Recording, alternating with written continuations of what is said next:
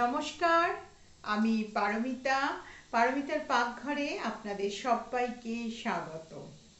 আমার সমস্ত বন্ধুদেরকে জানাই শারদ শুভেচ্ছা এবং আজকে যেহেতু মহা অষ্টমীর অনেক অনেক শুভেচ্ছা এবং ভালোবাসা। আমি অনেক দিন পরে ক্যামেরার সামনে এলাম আজকে অষ্টমী তিথিকে মাথায় রেখে এবং আমার চ্যানেলে যেটা #বং ফিয়েস্টা আমি প্রত্যেকদিন বাঙালি খাবার পুজো কদিন দিচ্ছি, সেই খাবারের মধ্যে আজকে যে রেসিপিটা আপনাদের সামনে আমি নিয়ে এসেছি সেই রেসিপির নাম হচ্ছে ছানার ডালনা। ছানার ডালনা একেবারেই একটা সাবেকি বাঙালি নিরামিষ রেসিপি, যে রেসিপিটা মূলত ঠাকুরবাড়ির হাত ধরে আমাদের বাঙালি পরিবারের মধ্যে এবং বাঙালিদের মধ্যে এই রেসিপি প্রচলিত হয়েছিল। এই রেসিপিতে আমি মূলত ছানা এবং আলু এই দুটো দিয়েই এই রেসিপিটা আমি বানাচ্ছি।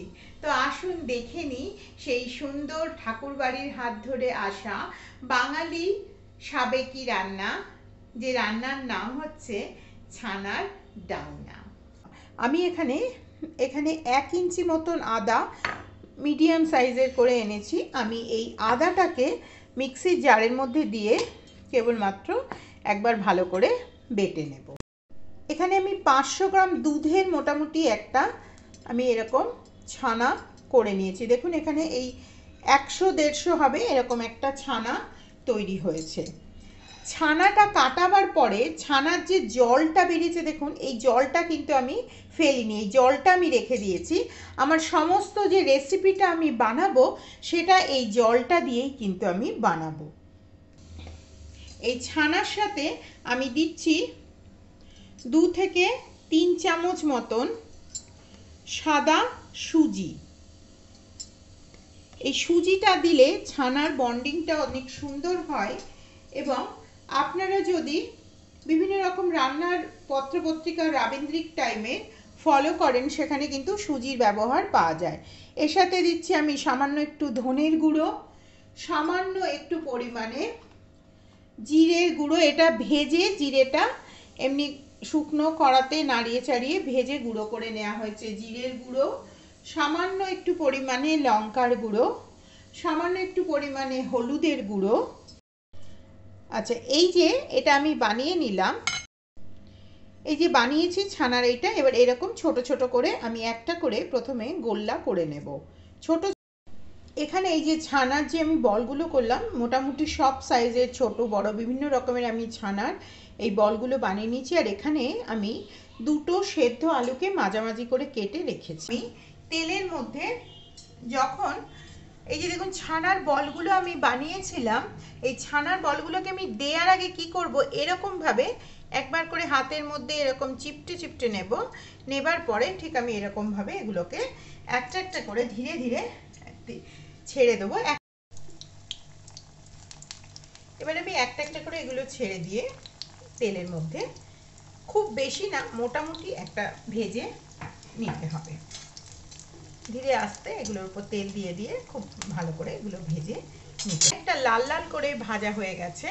এবারে আমি এগুলোকে আস্তে আস্তে করে এরকম ভাবে তুলে নিচ্ছি। এই তেলেই আমি আলুগুলো দিয়ে আলুগুলোকেও ভেজে নেব। আমি প্রথমে আলুগুলোকে একদম মাঝামাঝি কেটেছিলাম, কিন্তু সেগুলো খুব বড় হচ্ছিল বলে আমি আবার এর থেকে একটু ছোট মাঝখান দিয়ে কেটে আমি এরকম ভাবে আলুগুলো একবার দিয়ে আলুগুলোকেও খুব ভালো করে এর মধ্যে দিয়ে ভেজে নেব।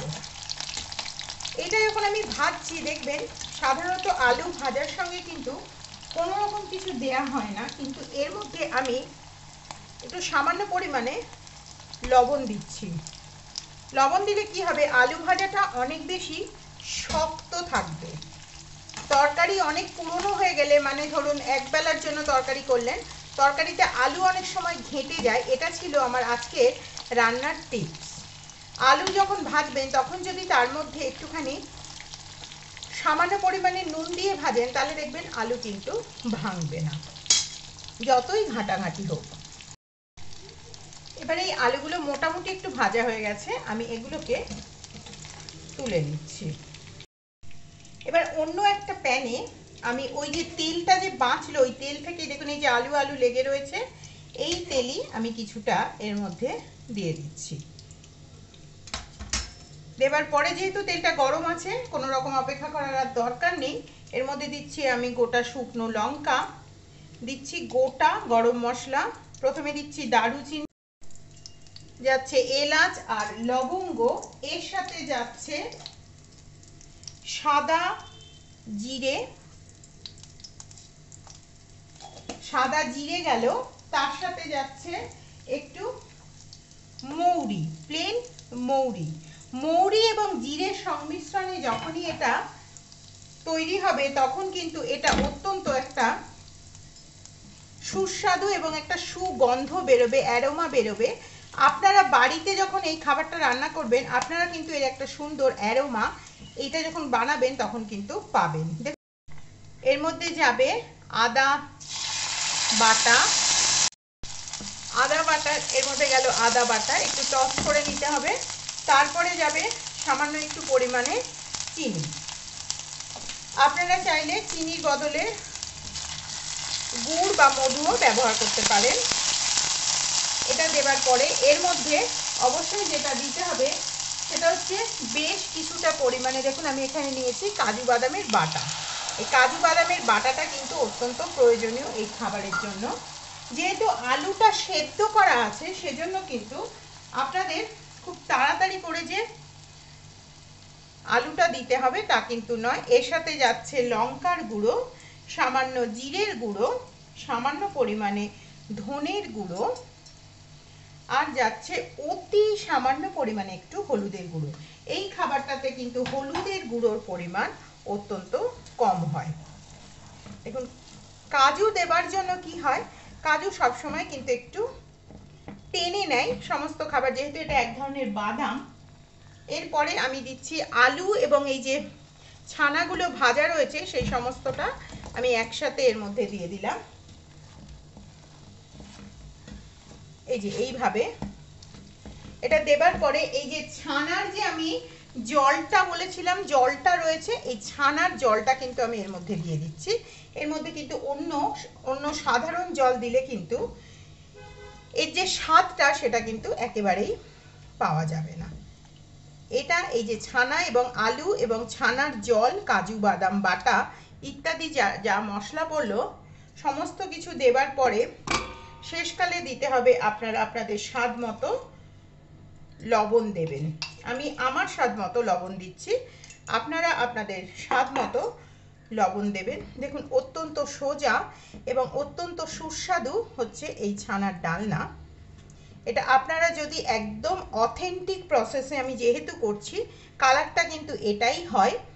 আপনারা যদি এর মধ্যে অনেক বেশি লঙ্কার গুঁড়ো বা ফুড কালার বা হলুদ বেশি করে দেন তাহলে সেক্ষেত্রে কালারটা কিন্তু লাল হবে। এইভাবে এটাকে মিনিট 2-3 মতন সেদ্ধ করে নিতে হবে।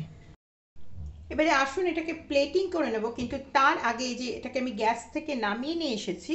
এবারে এটার মধ্যে দেখুন একটা জল জল মতন আমি কিছুটা এই যে গরম মশলা আধখানা মতন বাটা রয়েছে, এই রকম গরম মশলাটা কিন্তু এর মধ্যে দিতে হবে। তার কারণ হচ্ছে তৎকালীন যুগে যেহেতু মিক্সি ছিল না সেজন্য গরম মশলাকে থেঁতো করে শেষকালে দেয়া হতো, সেজন্য আমি এরকম হাফ মতন বাটা গরম মশলা দিলাম। এবারে আসুন এটাকে প্লেটিং করে নিই। প্লেটিং করে নেওয়ার জন্য এটা কিন্তু আপনারা লুচি, পরোটা, জিরা রাইস, নর্মাল স্টিম রাইস সব কিছুর সাথে কিন্তু এটা খেতে পারেন। এটা অত্যন্ত সুস্বাদু একটি পদ। এটা যেহেতু একেবারেই একটা সাবেকি রান্না, এর মধ্যে কিন্তু আমি ধনে পাতার ব্যবহার করলাম না। আপনারা যদি ধনে পাতা খেতে চান ধনে পাতা খেতেই পারেন। এর সাথে আমি কয়েকটা ওপর থেকে সামান্য কয়েকটা কিশমিশ আমি এর মধ্যে দিয়ে নিচ্ছি।